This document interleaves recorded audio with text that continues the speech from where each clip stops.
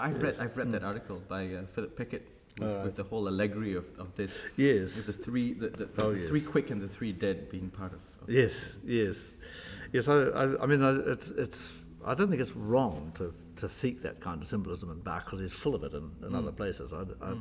But to me, in this particular one, I don't think there's a symbolism in the use of the viols. I think it's simply that he wants a consonant sound which is going to sound good. And here, having the bass viols in there just lightens that texture. I think what the viols do is they encourage a kind of certain resonance out of the other instruments as well, not only in the fact that the other instruments have got to sort of make way for them a little bit. You can't. The viol has always been a softer instrument than the violin family. The bass viol is softer than the cello, and so on and so forth. So people have got to make a certain level of balance is imposed by using viols. Whereas if you have four cellos, everybody can just let rip. There's no. It just encourages the wrong kind of approach. Even with Baroque cellos, I think that would be the case. So I think your idea of having violas there and retuned violas actually does fulfil that obligation. I think it's a very creative idea. The other thing that the viols do is that if you play a B-flat major note on the viol, you also automatically finger the B-flat major chord as well, because it falls very easily under the fingers. So when you're going chum chum chum chum chum along here on the viol or whatever where you're doing, in these things here, you've got there's almost a sort of there's a kind of resonance from within the instrument, and that I think brings something out in the surrounding instruments. So you say you place the chord with the left hand, even though you're only playing the single note. Yes, because you get all these sympathetic vibrations. I mean, the function of the frets, apart from showing you where to put your fingers, which actually they're not much help in that, but because if you don't know where to put your fingers anyway, the frets aren't good help. But what they do is they give a kind of open string tone to every note, and so you can hold a B flat down and bow it, and then you bow leaves it and bow something else, but that B flat can go on sounding, and that brings. That's why I was sort of thinking that on those chords you want to go for resonance rather than accents, or and use as little vibrato as possible, and so on and so forth, so that the actual resonance of the chord is what you hear. And I think that's the contribution of the viols to this. I think that's what it is. And considering that the viola or the cello would be a C major instrument typically. Yes. Yeah. So your open strings wouldn't help you in this sort of work. Whereas if you with the substitution with B flat and F, with the two B flat strings and two F strings, at least for some of the time you would have a little bit more of the resonances for the chords, which are important. It doesn't sound, I mean, the retuned viola doesn't sound like a gamba. Not that I think it should necessarily try. I mean, I think the aim is to produce something of artistic beauty rather than something which is a replication of something else, I'd say. So I think I think the basic function of the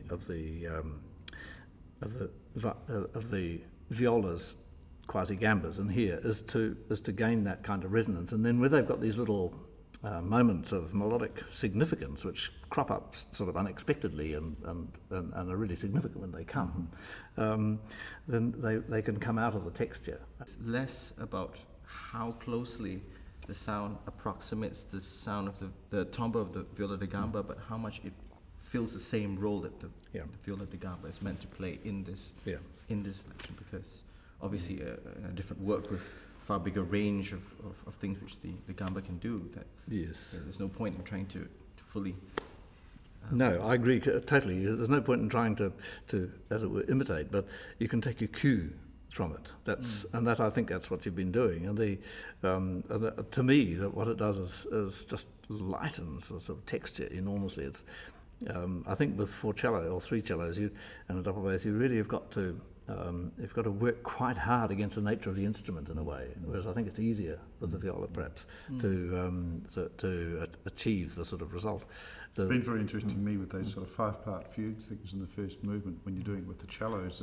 The violas are trying to compete with the cellos, whereas in this version you're actually playing down to accommodate the softer sound of the retuned violas. So it's quite a different thing for the solo violas.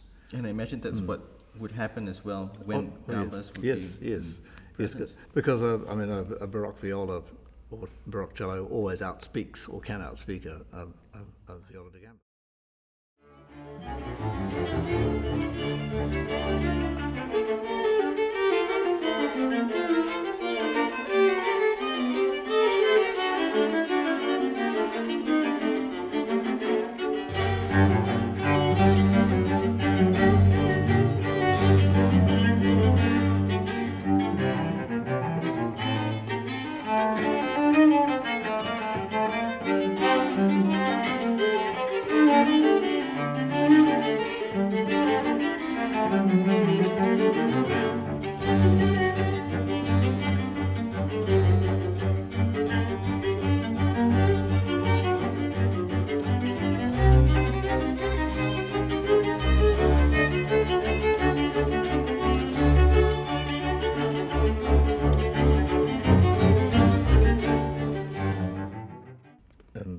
Certainly this is the lightest instrumentation of any of all the Brandenburgs.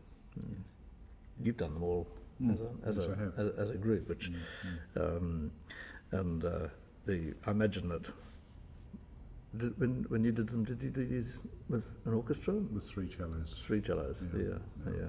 This is the first time I've been working in a group where there's been 4 violas. I've seen it done, but it's the first time I've actually worked with a group with the 4 violas, and certainly the first time with 2 retuned violas. Yes.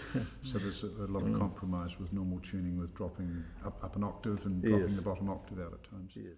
Donald, this arrangement that we had is in part based, is connected to your double Scordatura for Bach's Fifth Suite, and I mean, how's your experience been with that retuned instrument as well?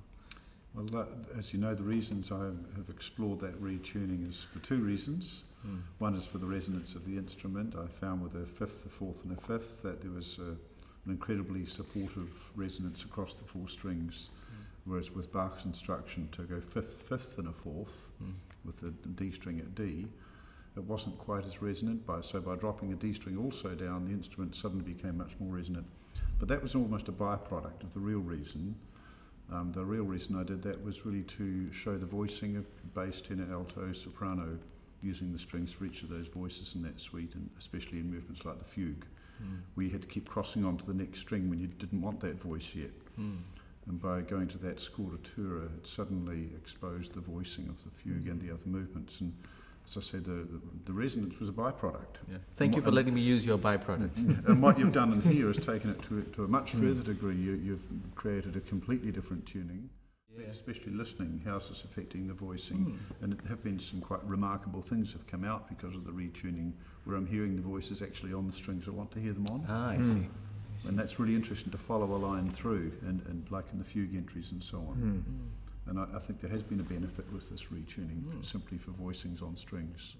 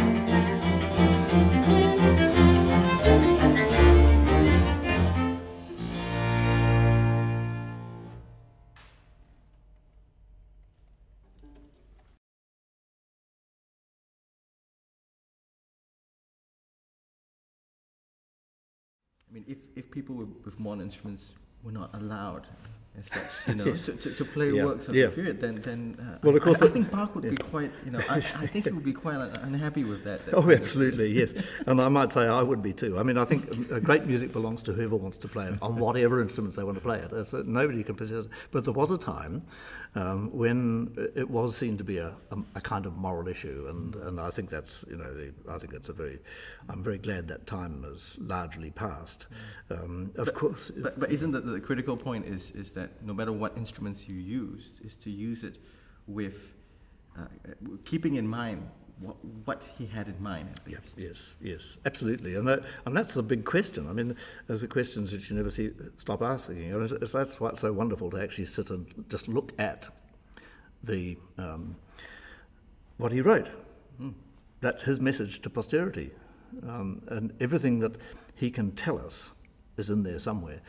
And the instruments can also give the same kind of sense. But I mean, really, my mantra is a little bit like what you've just been saying. It's not what you play, it's how you play it.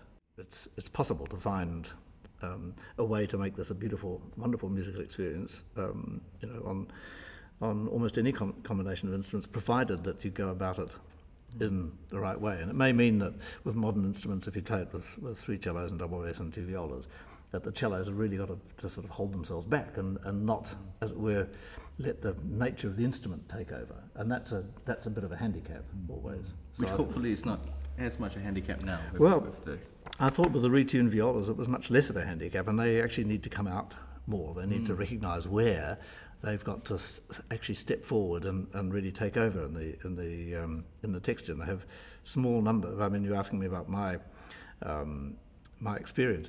My experience was that it was precisely that. Really, you sit back and you, as it were, provide the resonance for the concertizing violas on the top, and then every now and then you step up and join them, and that's a nice chance to sort of really step out and then back again.